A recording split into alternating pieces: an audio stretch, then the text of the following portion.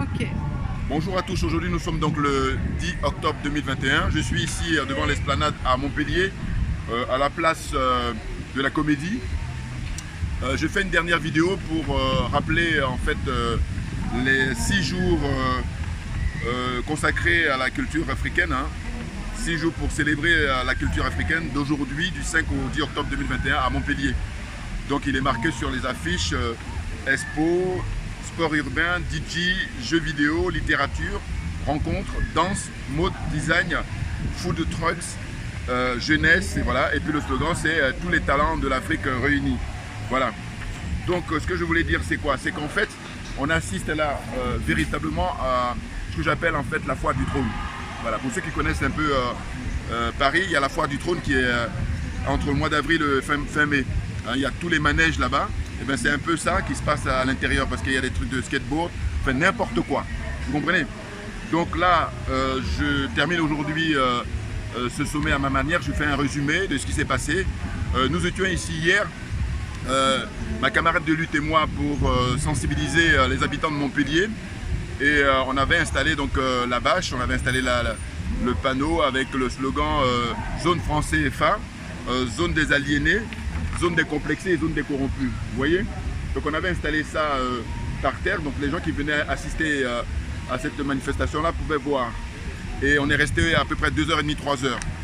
Et à la fin, quand on s'apprêtait à partir, il y a 3 policiers qui sont venus, des forces de l'ordre, la police nationale, sont venus, et puis tout de suite ils m'ont demandé qu'est-ce qu'on faisait là. J'ai dit écoutez, on était venus pour informer les habitants de Montpellier par rapport à ce que c'est que le franc CFA.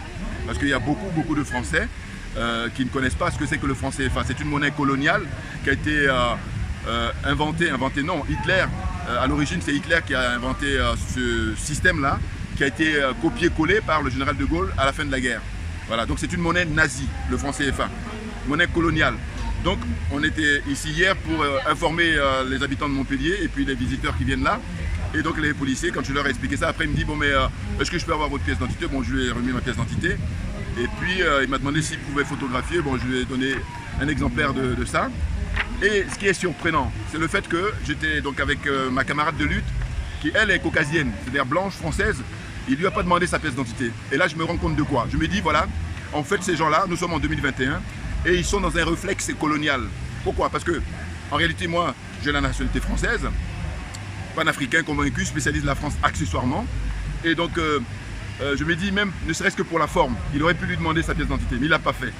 Et voilà. Et là, ça démontre en fait toujours ces rapports entre la France et l'Afrique, qui sont des rapports de domination. Et en fin de compte, je dis toujours que la France est restée bloquée sur le 16e, 17e, 18e siècle, malgré que nous soyons au 21e siècle. Pourquoi?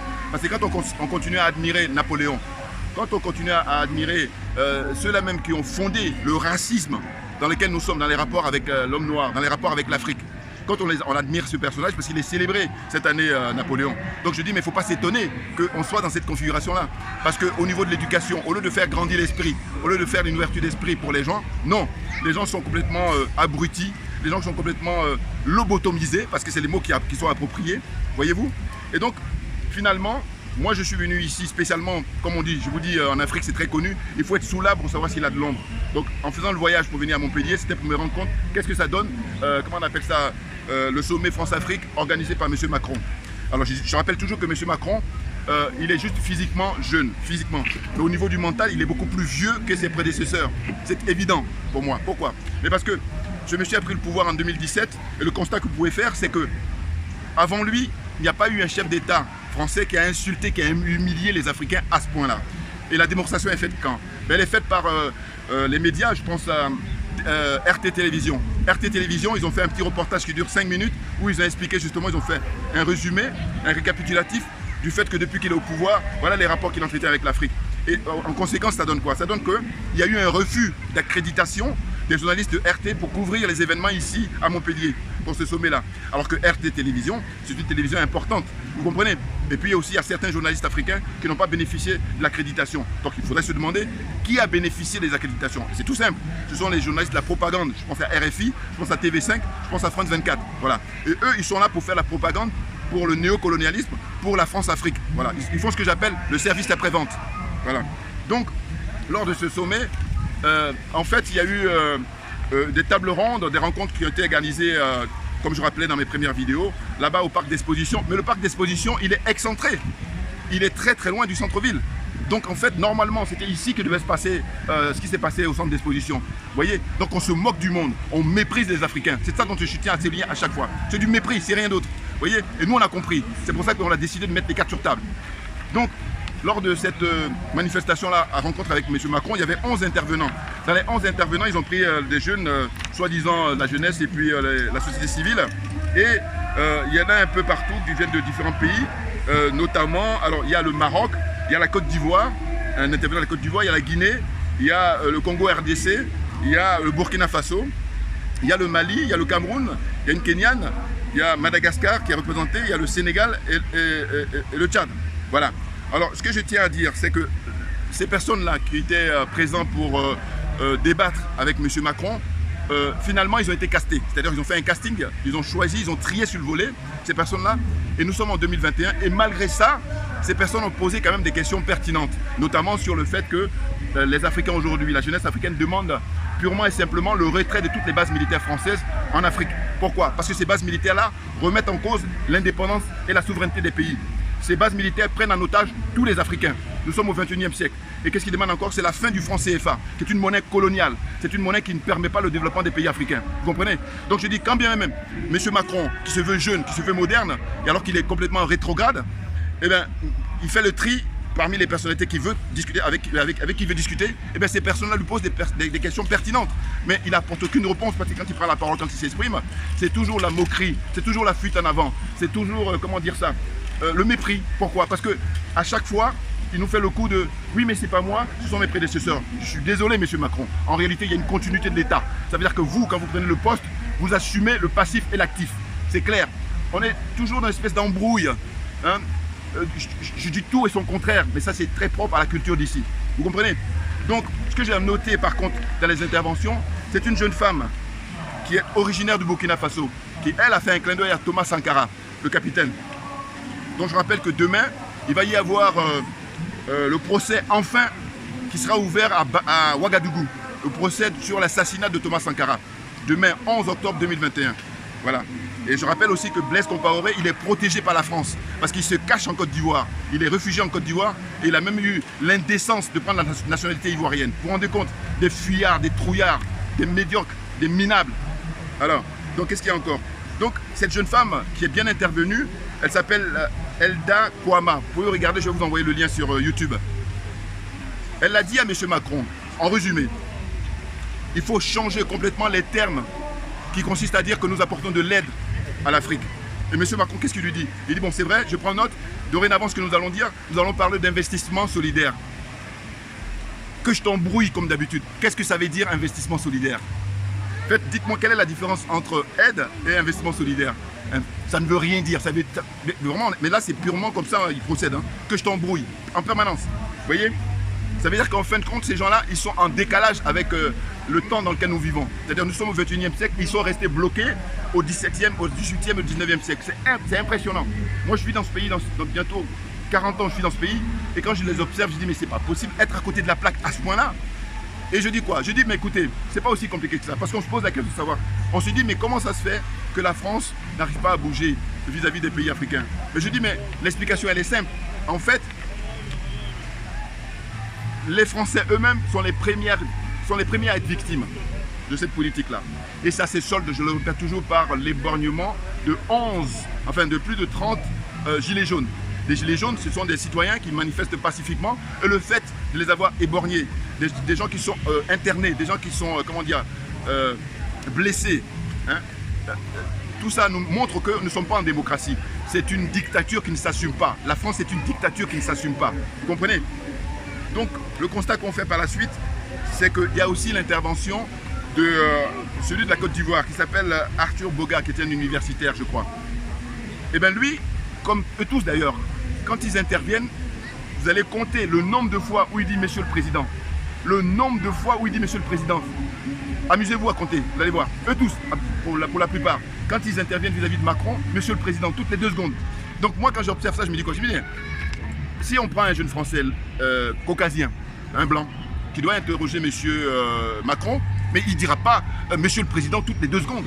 Donc ça pose un problème. Nous sommes en 2021. Et c'est pour ça que je dis que ces gens-là, finalement, ce ne sont pas des intellectuels, ce sont des diplômés. Vous comprenez? Il y a une différence avec l'intellectuel. Ils sont complexés, ils sont aliénés et ils sont corrompus. Ils sont corrompus d'abord moralement et ensuite ils sont corrompus matériellement. Vous comprenez? Bon. Mais tout ça, vous allez les retrouver sur YouTube. Hein. Je vais vous envoyer les liens. Vous pouvez vous retrouver vous-même facilement. Vous mettez le sommet de Montpellier, voilà, organisé par M. Macron. Et vous allez retrouver toutes les images. Donc par la suite, qu'est-ce qu'il y a? Il est question en fait de retirer les bases militaires françaises et le franc CFA.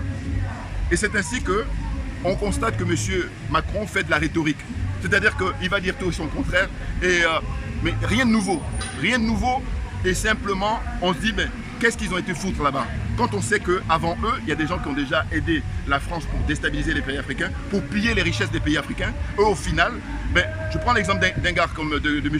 Blaise Compaoré. M. Blaise Compaoré, aujourd'hui, on apprend qu'il est très malade. Et il a été se faire hospitaliser, paraît-il, au Maroc. Et il a demandé à ce qu'il soit hospitalisé en France, parce qu'il y a beaucoup plus de moyens ici qu'au Maroc. Et bien la France a refusé, de lui accorder un visa. Vous vous rendez compte? Alors que ce monsieur, c'est lui qui a participé à l'assassinat de M. Thomas Sankara, du capitaine Thomas Sankara.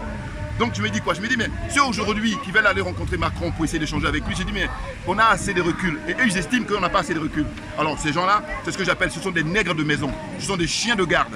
Voilà. Et ils roulent pour eux-mêmes. C'est-à-dire que nous, on est là pour rouler en tant que panafricains pour, l'intérêt général. Voilà. Et on prend beaucoup plus de risques. Et je dis que le nègre de maison s'oppose aux panafricains par le risque qu'il prend. Il se trouve que ces gens-là ne prennent aucun risque. Et c'est trop facile. Vous comprenez? Et je dis que moi, tant qu'il y a des jeunes Africains qui meurent dans la Méditerranée, dans l'indifférence générale, je dis c'est inadmissible. Et quand je dis c'est inadmissible, c'est un euphémisme. C'est-à-dire le mot est très faible. Vous comprenez? Parce que je dis la vie humaine est sacrée. Alors, donc j'ai énuméré les différents intervenants. Les nègres de maison, je vous nomme Claude Issiard, qui est le master of ceremony, c'est-à-dire c'est lui qui animait.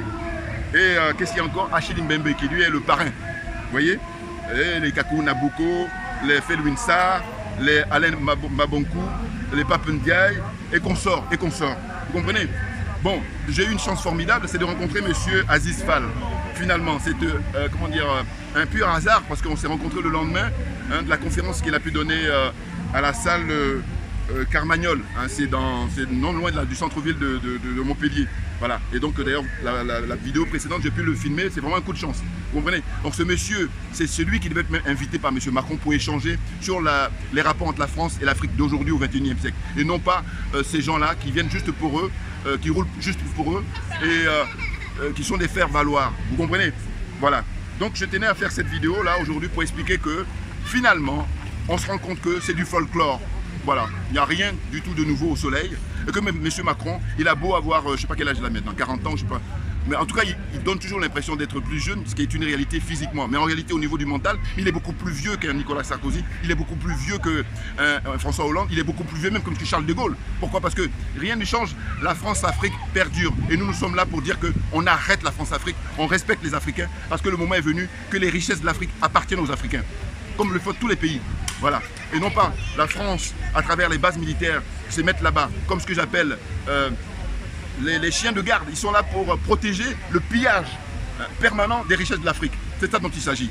C'est rien d'autre. Et ils n'ont rien à y faire là-bas. Parce que je rappelle toujours, je dis que quand il y a eu la guerre ici, quand la guerre est terminée, le général de Gaulle a dit aux Américains, pliez bagages, et c'est ce qu'ils ont fait. Et pour quelle raison la France? Nous sommes au XXIe siècle, ils sont là-bas en permanence dans tous les pays pratiquement africains.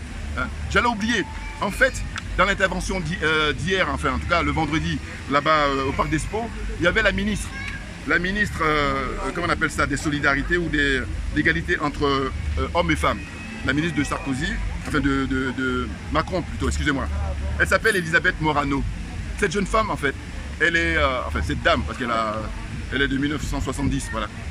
Elle est juge par sa profession. Elle est ministre donc de l'égalité. Alors avant elle, il y a eu des gens comme Bernard Tapie, il y a eu des gens comme Kofi Niam qui est originaire du Togo. Et il y a eu des gens voilà, qui étaient là avant elle. Mais la nouveauté c'est quoi? C'est que quand elle a pris la parole, parce que j'ai regardé un peu, elle était dans un enthousiasme, je disais même qu'elle prenait son pied. Et je disais mais qu'est-ce que c'est que ça? Et elle montrait vraiment qu'elle prenait son pied. Et du coup elle parle d'abord en français, ensuite elle parle en anglais, et ensuite elle parle en portugais. C'est normal parce qu'elle est d'origine capverdienne. Mais le constat que je fais quand j'observe ça, je me dis quoi? Je me dis mais en fait, Elle est dans la démarche que veut la France, c'est-à-dire que la France veut prendre toute l'Afrique. C'est ça la motivation de la France. Et je me dis, mais si vous avez déjà le côté francophone, mais occupez-vous du côté francophone. Or, le constat qu'on fait, c'est que la zone France CFA, la zone des aliénés, la zone des complexés et la zone des corrompus, eh bien, c'est les derniers de la classe. Quand vous faites le classement, sur le plan économique, sur le plan militaire et sur le plan même de la démocratie, vous voyez, ils sont les derniers, hein, la zone CFA. Donc je dis que la France n'arrive pas à s'occuper correctement de ces gens-là. Et puis maintenant, elle veut prendre toute l'Afrique en entier, c'est-à-dire l'Afrique anglophone, l'Afrique lusophone, l'Afrique qui a été colonisée par les Espagnols. Je pense à Guinée équatoriale. Guinée équatoriale figure dans le franc CFA. Et ça me met hors de moi. Parce que je me dis, mais comment ça se fait qu'ils ont réussi à se faire convaincre, hein, Guinée, comment dire... alors donc il y a la Guinée équatoriale pour le côté espagnol et le côté capverdien c'est la Guinée-Bissau. Voilà, la Guinée-Bissau c'est une ancienne colonie comment dire portugaise et qui elle aussi dans le franc CFA. Donc moi quand je observe tout ça, ça me met hors de moi. Je me dis mais qui prennent la zone francophone, bon on a l'habitude, mais comment ils ont réussi à convaincre des anciennes colonies espagnoles et des anciennes colonies portugaises? Franchement ça me dépasse, vous comprenez? Donc cette jeune femme là qui est ministre de Macron, elle, quand elle s'exprime, ouais vous êtes les bienvenus, mais de quoi? Vous comprenez? Donc je dis tous ces gens-là, ils vivent dans l'anachronisme. Parce que la jeunesse africaine aujourd'hui en a ras-le-bol. Et de dire que toutes les bases militaires françaises doivent fermer définitivement et rentrer ici parce qu'il y a du boulot ici. Moi je suis en France depuis bientôt 40 ans, je vois des gens qui dorment dans la rue. Eh bien, ils feront mieux de venir s'occuper d'eux. Hein? Cet argent-là qui est pillé à travers le système du franc CFA, c'est quoi? C'est plus de 440 milliards chaque année qui est engrangé et qui va au trésor français. Qu'est-ce qu'ils en font cet argent-là? Qu'est-ce qu'ils en font? Vous comprenez? Donc aujourd'hui, la discussion, elle porte sur le fait que les citoyens français doivent se réveiller. Voilà. Parce que c'est trop facile de mettre la tête sous la couette. Et puis, évidemment, ça tombe comme ça quand on est en confinement. Et bien on dit, ne vous inquiétez pas, on va vous débloquer des crédits. Mais ça sort d'où cet argent? C'est de l'argent des Africains. C'est tout simplement ça. Et il y en a beaucoup qui le savent, mais qui font semblant, qui font mine. Et je dis, le moment est venu d'arrêter de se mentir. Pourquoi? Parce que je rappelle toujours, je dis, mais la France est un des pays au monde où on prend beaucoup plus d'antidépresseurs. Posez-vous la question, comment ça se fait? Comment ça se fait que ce pays est le pays où on prend le plus d'antidépresseurs? Mais parce qu'on ment au peuple, on ne dit pas la vérité au peuple. Parce que je pense que les pays où les dirigeants disent la vérité au peuple, eh bien, ça permet, quand on a la conscience, d'être beaucoup plus équilibré, de beaucoup plus vivre de manière, comment dire, paisible. Oh, ils ne sont pas dans cette situation-là, parce que l'élite, parce que l'oligarchie, elle ment, elle méprise les Français en premier et parfois de conséquence les pays qui ont été colonisés. Voilà, je tiens à le dire absolument parce que nous sommes de passage, nous ne sommes pas ici à Montpellier, nous sommes de passage, nous sommes venus spécialement pour cette manifestation qui prend fin ce soir et ce manège-là qu'on expose pour montrer aux Africains que oui, voilà, on a organisé, non mais franchement, vous n'avez pas honte, vous n'avez pas honte. Hein? Les générations se succèdent et je rappelle toujours, je dis voilà, moi le regard que j'ai, c'est pas le regard de mes parents et le regard qu'ont mes enfants, ce n'est pas le même regard, c'est tout à fait naturel et fort heureusement, vous voyez. Donc j'en termine pour dire quoi? Pour dire que même mes enfants, je leur dis quoi? Je leur dis écoutez, si vous ne respectez pas papa et maman, vous ne pourriez pas respecter quelqu'un de l'extérieur parce que si vous le faites, c'est artificiel, c'est du bluff, c'est faux. Ça veut dire que commencer à respecter papa et maman, qu'est-ce que je veux dire par là quand je fais ce lien-là? Je veux dire simplement que les dirigeants français qui commencent d'abord à respecter les Français, c'est pas le cas. Et à partir du moment où ils ne respectent pas les Français, mais ce n'est pas les nègres qui vont respecter, voilà, comprennent qui veut. On ne lâchera rien, portez-vous bien et nous sommes là, nous sommes très contents d'être passage ici et parce qu'on a compris beaucoup de choses en étant sur le terrain. Merci bien à vous tous pour votre attention et à très bientôt. Merci bien.